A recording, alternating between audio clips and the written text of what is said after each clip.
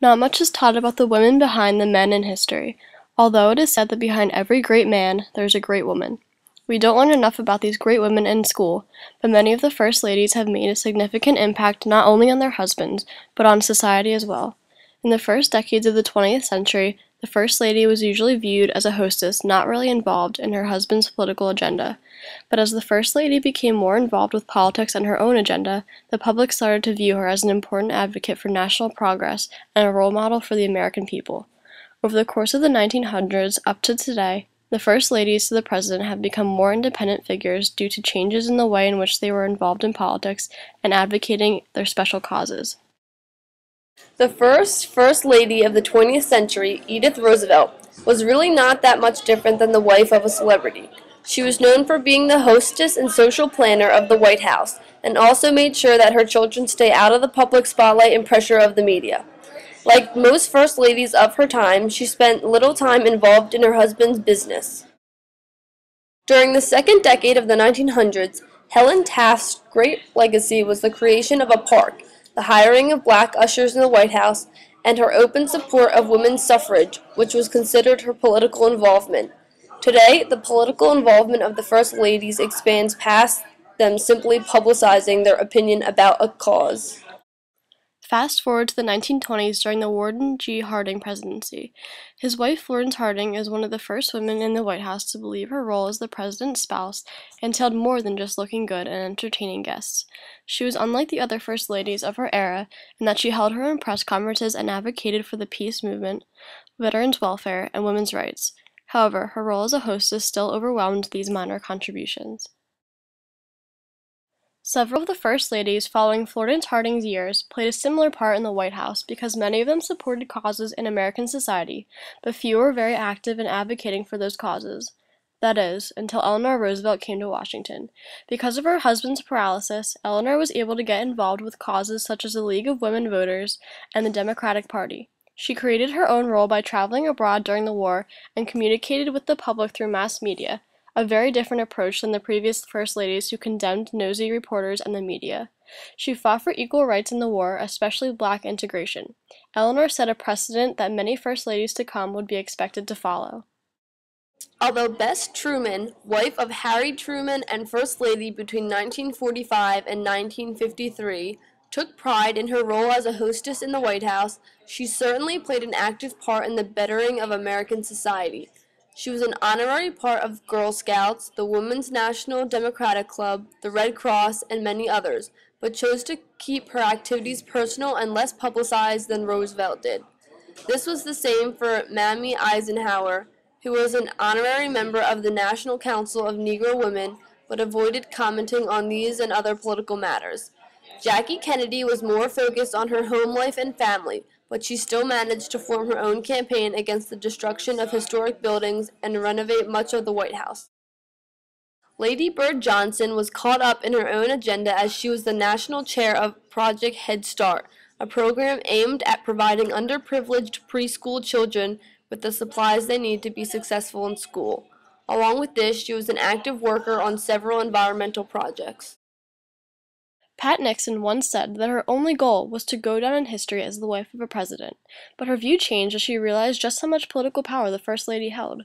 She started becoming more politically involved as she traveled abroad with her husband to China and the summit meetings in the Soviet Union. Pat advocated for volunteer service and surprisingly took solo trips to Peru, Africa, and South America to take relief supplies, and she earned the unique title of personal representative of the president. This trend of independent travels and advocation of the First Lady's personal special causes continued to grow, especially when Betty Ford spoke openly about her malignant breast cancer and psychiatric treatment. When she underwent a mastectomy for her cancer, this prompted awareness of treatment options for women. She also turned her addiction, which was now dissipating, into a good cause by creating the Betty Ford Center for Addiction, a non-profit hospital focused on addiction treatment and prevention and education programs. Betty was also a huge supporter of the Equal Rights Amendment for women's rights and advocated for the legalization of abortion. Now, each First Lady was seen as her own political figure, supporting and campaigning for programs based around their personal values, separate from those of their husband. As First Lady in 1977 to 1981, Rosalind Carter was dedicated to improving the lives of women, children, the elderly, people with mental illness, and those in poverty, and she once said that she was working to create a more caring society. She, too, lobbied tremendously for the Equal Rights Amendment and was involved in programs that help give equal opportunities to disadvantaged Americans, such as the President's Commission for Mental Health, the Carter Center's Mental Health Task Force, the Carter Institute for Caregiving, Habitat for Humanity, and Every Child by Two, which emphasized the need for early childhood immunizations. While Rosalind Carter filled the roles as a White House hostess, she helped shape the role of First Lady as a political activist.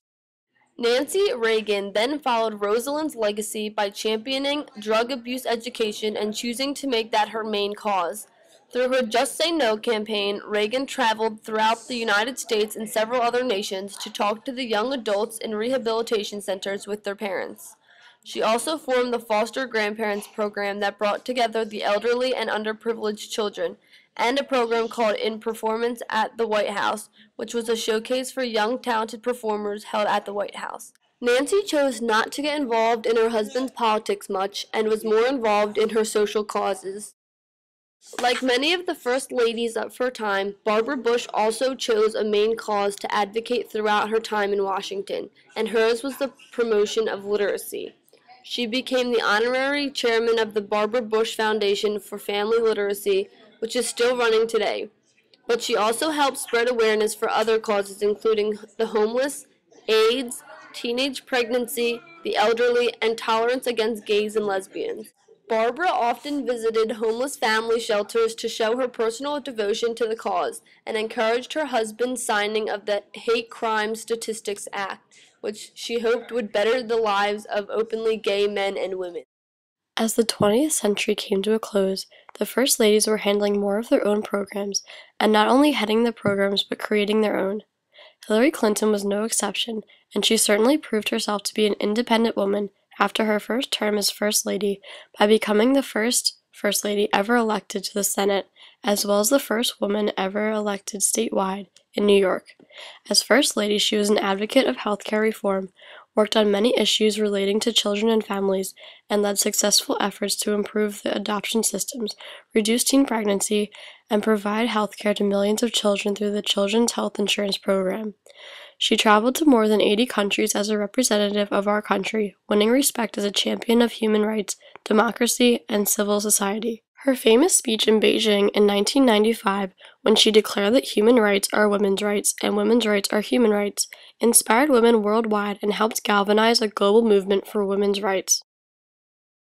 Our previous First Lady, Laura Bush, was a former teacher and librarian and dedicated herself to promoting the well-being of women and families worldwide.